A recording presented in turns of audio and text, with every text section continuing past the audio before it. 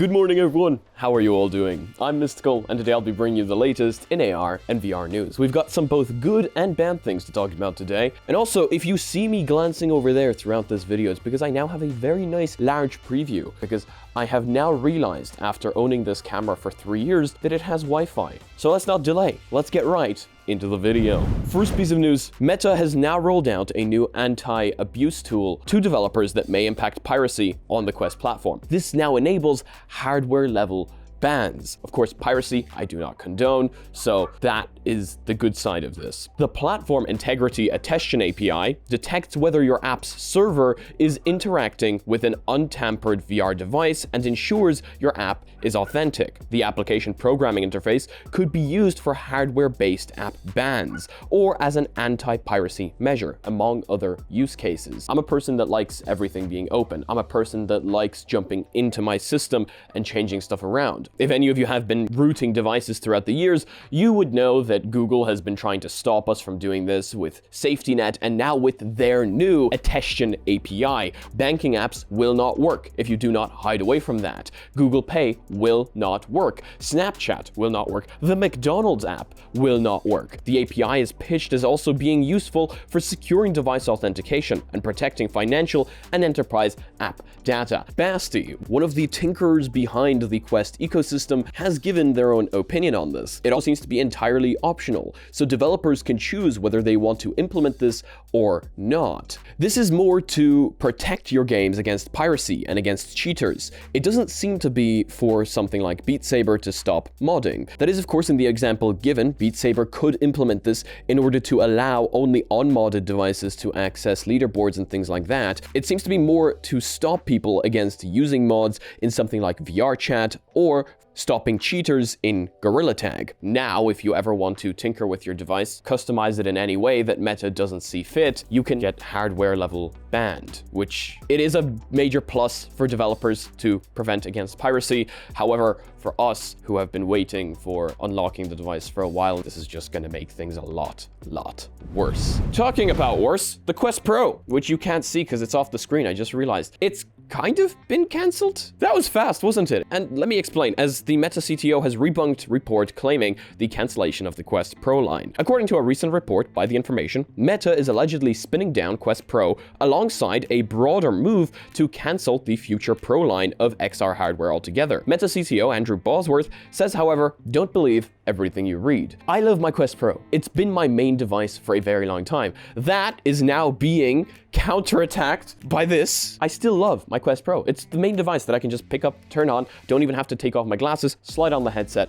and go. However, it has been kind of a flop for Meta, or at least that's the way I see it. The device has been dropped in price how many times now? Which kind of shows me that they were not getting the sales that they wanted. This, according to me, was a prototype device. It's a device that they wanted to get into the hands of developers in order to get AR out there, and in order to get developers creating AR applications for future XR devices that they are going to produce. Meta has reportedly stopped ordering new components for the Quest Pro from its suppliers, The Information maintains. While it's taught Meta will continue selling its $1,000 Pro-branded mixed reality headset for as long as there is enough stock, the report alleges the entire Pro line has been suspended, putting a second-generation Quest Pro distinctly out of question. Speaking in an Instagram Stories post yesterday, Bosworth debunks the claim that a potential Quest Pro 2 has officially been cancelled for good, saying that his team is developing multiple prototypes in parallel for all its projects. Notably, he doesn't address whether it's spinning down the current version of the Quest Pro. However, he implies that the report of the Quest Pro 2's demise was a result of a disgruntled employee whose project was cut. If you want to read the full statement, I will leave a link down below. However, yeah, there you go. With the Quest Pro potentially being cut, but with a Quest Pro 2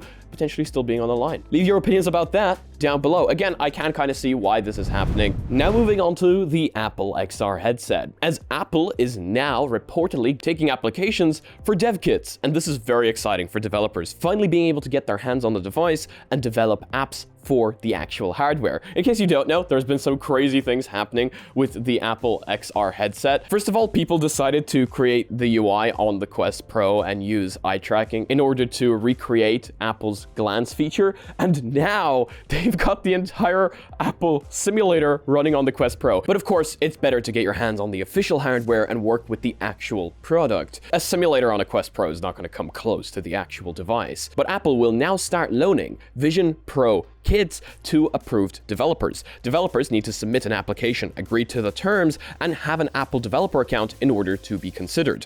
To quote, applications will be reviewed and priority will be given to applicants creating an app that takes advantage of Vision OS features and capabilities, according to Apple's developer site. This does make sense. Of course, they're going to want to prioritize the developers that take full usage of their best features and showcase their device to the maximum so that they have something to give people when they buy the device, something that showcases how incredible the device is. This makes perfect sense. But I am happy to see developers finally getting their hands on this, even though I don't think it's going to end up giving us any leaks or anything like that. Apple is usually very strict with things like this. On another good piece of news, Job Simulator is now coming to Pico headsets, and Vacation Simulator as well. Alchemy Labs has announced this week that both Job Simulator and Vacation Simulator are now available on Pico headsets. They remain two of the most popular titles available on VR headsets. The former was first released on the HTC Vive in 2016, but has since made its way over to almost every other major VR platform, including the Quest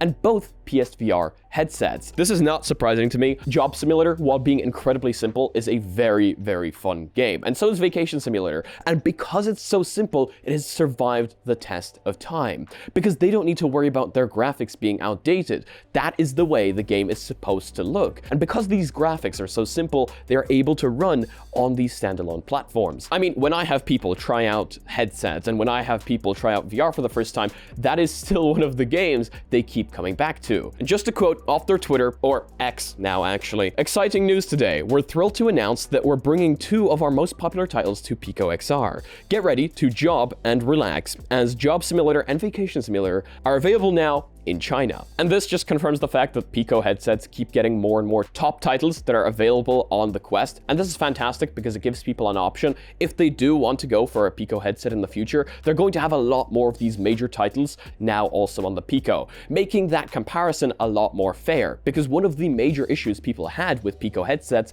at the beginning was the fact that there was no standalone titles, which should make competition better for the end user. Talking about competition and apps coming to different headsets, Netflix reportedly has no current plans for a native app on the Apple Vision Pro. Netflix is one of those apps I do see people using on the Apple Vision Pro. A big part of Apple's marketing was the fact that you could sit down, relax on a couch, and watch a movie. And of course, because the headset can run iPad and iPhone apps right there on the headset, I imagine Netflix is going to be available just as an app like that.